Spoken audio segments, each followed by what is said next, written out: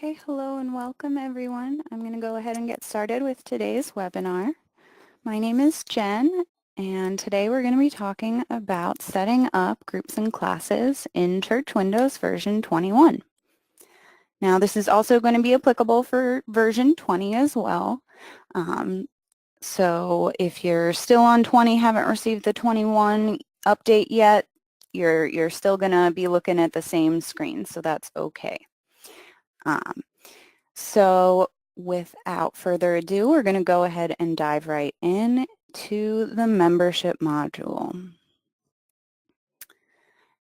Now, up at the top of the screen, we have groups and skills, but we also can see the already assigned groups and classes on a person's individual record in the people file. So when I click people and open up a record, I have a Groups and Classes tab right here across the top of the individual side. And when you click on that tab, you have a list of the assigned groups. So for this person, Nina, there's just one group assigned. And if I hover over the dividers between the columns, I can stretch it out so I can see better what's going on here. So Nina is in the adult choir, and there are no start or end dates for her or a role. And then there's also a field where comments could be typed. And then these last couple fields here, transfer date, transfer reason, those are used primarily if you end up needing to set up a different group or class and you want to move a person into that group or class and record why that person was moved. It's not the same as advancing groups, but it's just another option that you have available to you. So that's the Groups and Classes tab. In 21, you also have the option to assign multiple groups at the same time by clicking this drop-down. And you can just go through and put check marks next to any groups that you would want to assign a person to. And you've got a checkbox here at the top where you can check or uncheck everything. And you'll notice groups and classes is bold on here, and that's because this person does have a group or class assigned. If I browse using my next button to some other records, if there is not a group or class assigned, like this inactive person, Dylan does not have any groups assigned, so that text is now showing up in regular font instead of in bold. And you can see on this example, we do have some starting and ending dates. So those can be used, for example, perhaps this finance is a yearly position. That's what it looks like based on these dates. And so Bill was on that committee for a couple of years. So that's how those dates can be used. The roles are a list item. And so if you click the down arrow, you can see the available role choices. So maybe if Bill is the adult choir teacher, you could select teacher for the role for Bill. Or you can press the little plus minus pencil button. Anytime you see a plus minus pencil button in Church Windows, that's an edit button. And that brings up a screen where we can enter a new code and description for the role field.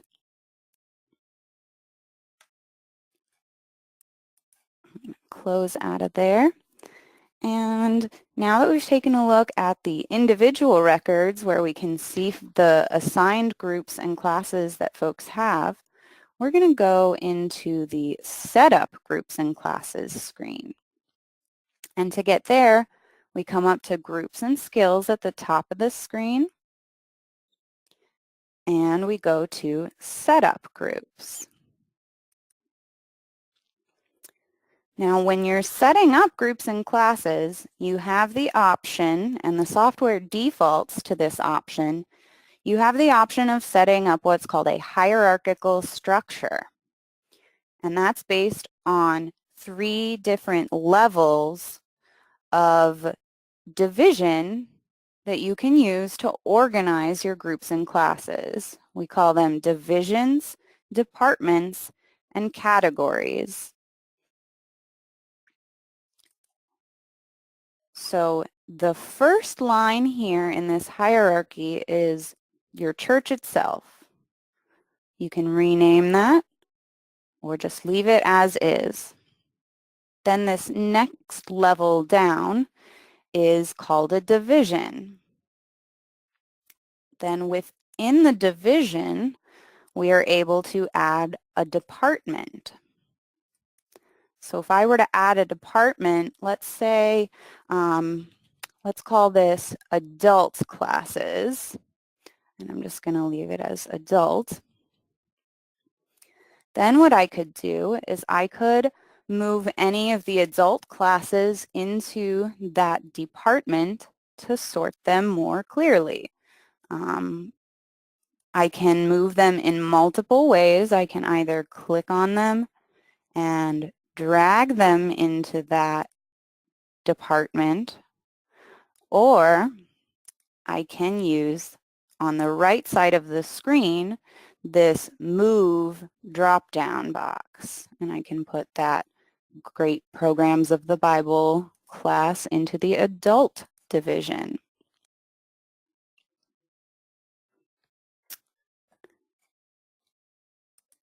Then beyond that, you can add another level called a category.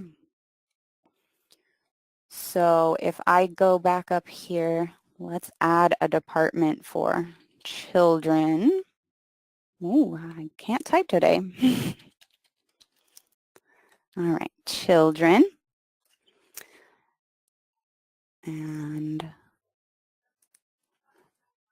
then within the children department, I could add categories such as, let's say, high school.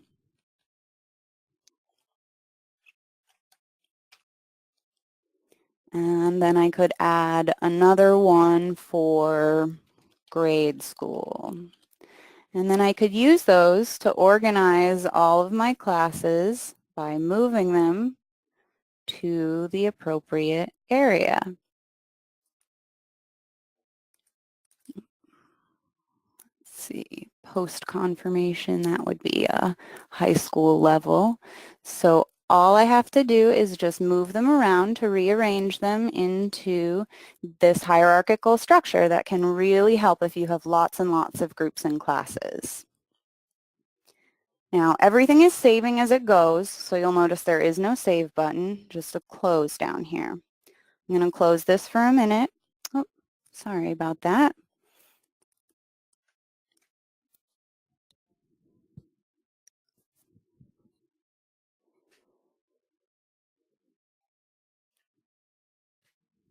So as I'm waiting for this to reopen, the next thing I'm going to show you is how we can actually rename those divisions, departments, and categories.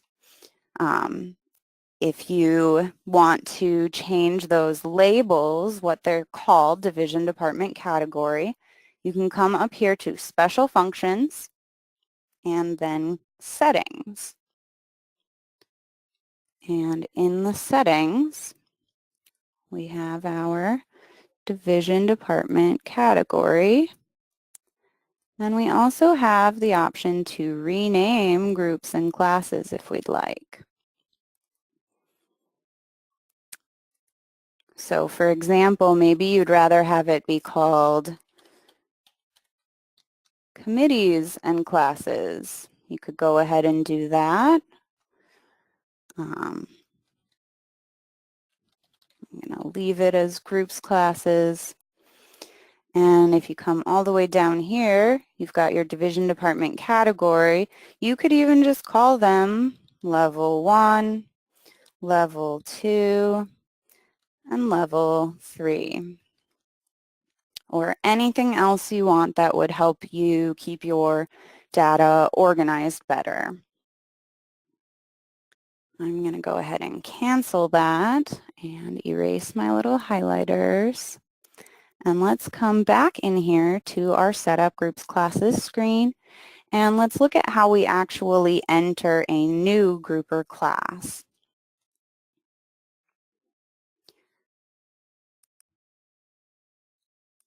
So let's come in here to our committees, and to add a group or class, I just click this button down at the bottom. And let's say that this committee is the building committee in charge of upkeep. First, we have to give it a name and then a code. I'm going to see if B is taken. Nope, looks like that's good to go. So once we've assigned a name and a code, those show up over here on the left, and we move on to some additional options. There's an inactive checkbox right here that allows you to hide a group or class from the main list here and from the assignment area if it's a group or class that is no longer in use, but you still want to keep the historical data for that group or class. Then the next checkbox we have is track attendance.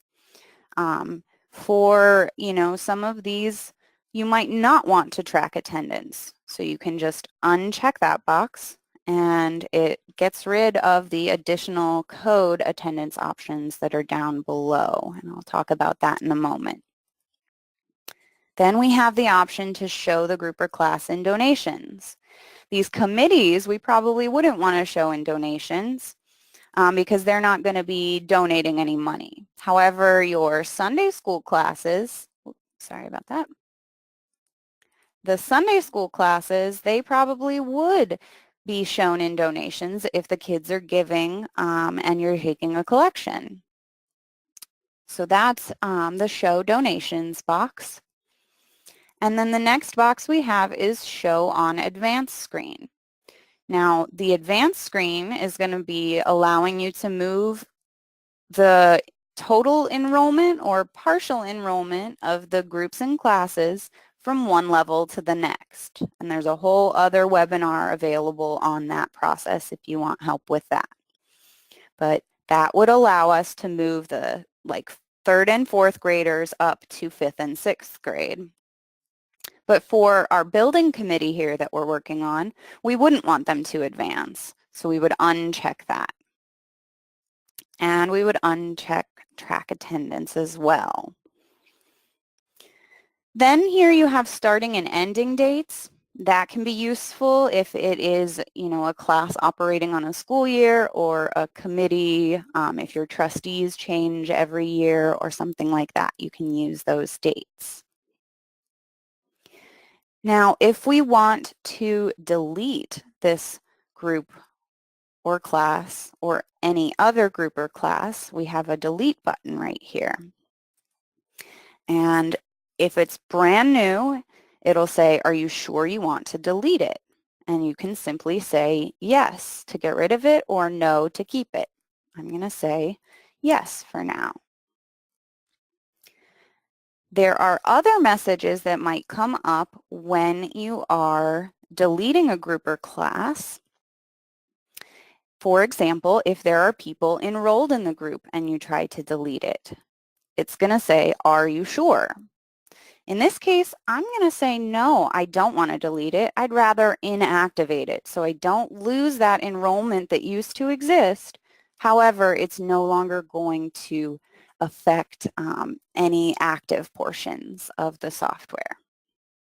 And you'll see that that name now shows up in red on this screen. And at the top, we can toggle so that we show inactives or we hide inactives. And you can even have it show only inactives. Additionally, across the top here, while we're up here, you have expand all to open your list completely up and collapse all to consolidate everything. So the final things I want to talk about are these additional codes over here, and these are most often used the way that they're displayed here for the Sunday school classes. You've got on the attendance screen the option to track any additional codes that you might want to add. So in this example, we can mark the kids as having participated well, having brought a friend, and having studied their lessons.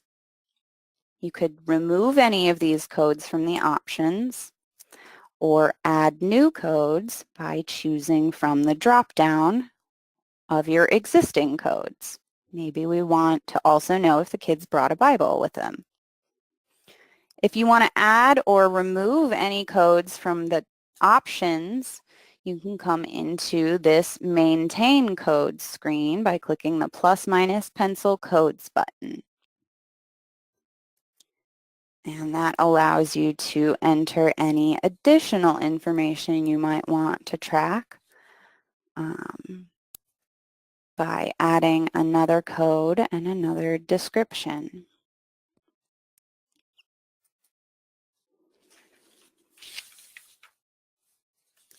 So that about covers all of the information for adding and deleting and editing groups and classes in Church Windows.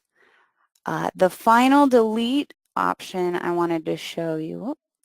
So this screen that keeps popping up is regarding this advancement. And so what it's saying is I have the show on advanced screen box checked, but I don't have any starting and ending dates.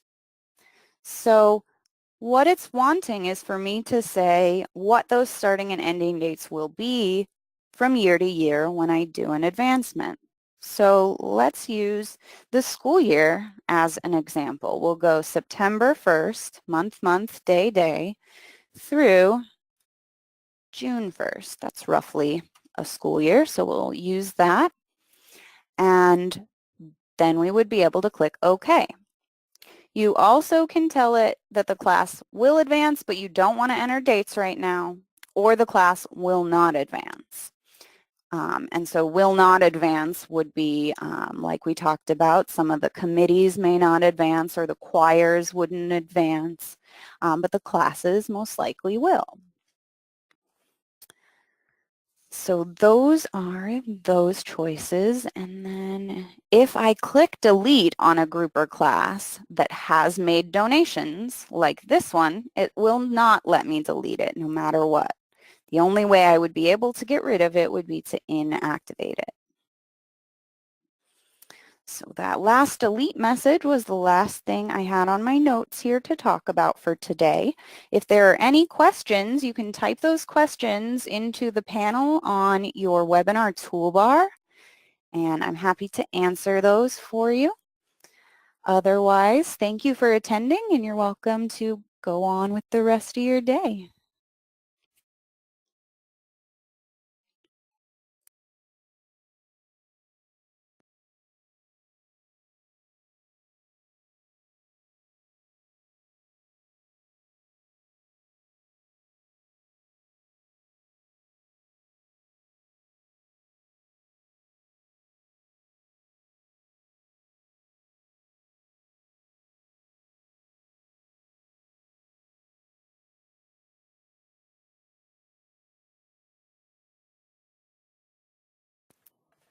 Victoria has asked, if you make a class inactive that gave a donation, can you remove them once a new year starts? No. The donations protections for deleting are for all time.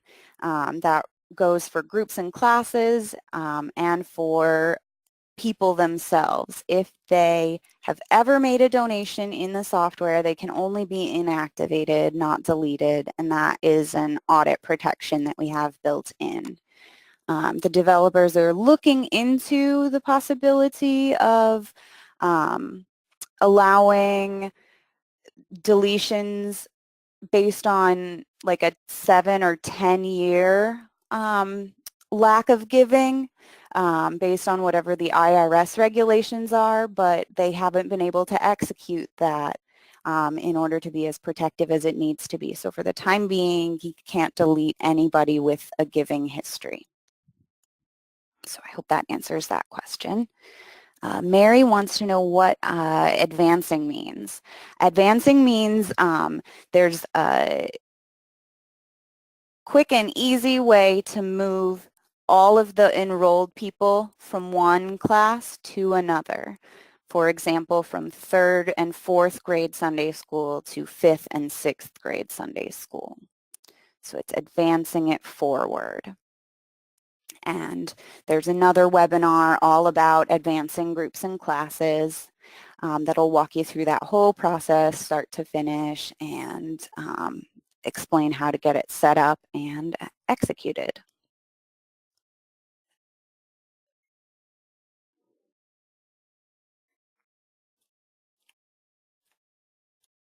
Any other questions? If you're currently typing a question in, hit enter so that I can see that you're still typing, and then I won't close the room on you.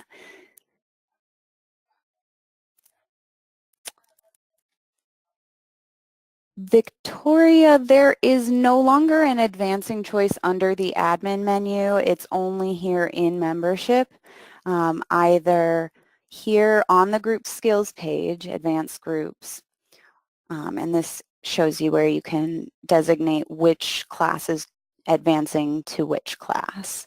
And it's also under special functions. You have advanced grade, which is different, and then advanced groups, which is for the groups, but it's not under the main admin menu anymore. It's just here in membership.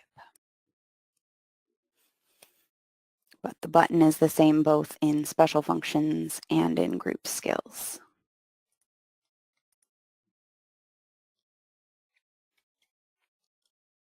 You can, Teresa's asking, if you can advance just some of the members, not the whole class. You can do that. There's an opportunity to check or uncheck people in that advancement procedure. And again, you can go ahead and watch the video on our website of the previously recorded webinar for all the information you need on advancing groups and classes. Any other final questions?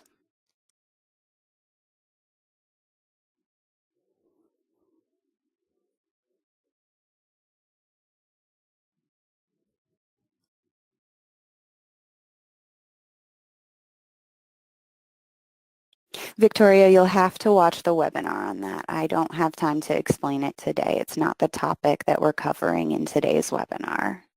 Today's just the setup process. You can also give us a call and someone would be happy to walk you through that. But I have 25 minutes for my webinar today, and so we've reached that time. If there are any other questions about setting up groups and classes, I'm happy to answer those. Otherwise, I will close down the room and we'll talk to you on the phones when you have questions.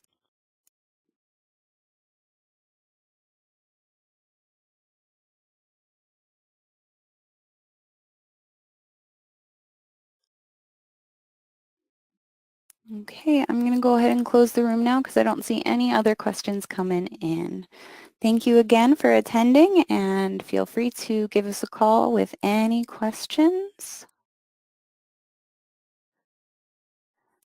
And Victoria, again, that is not today's topic. That assigning groups and classes is how you determine who goes into which class, and that's a whole other topic as well. Feel free to give us a call. The number is 800-533-5227.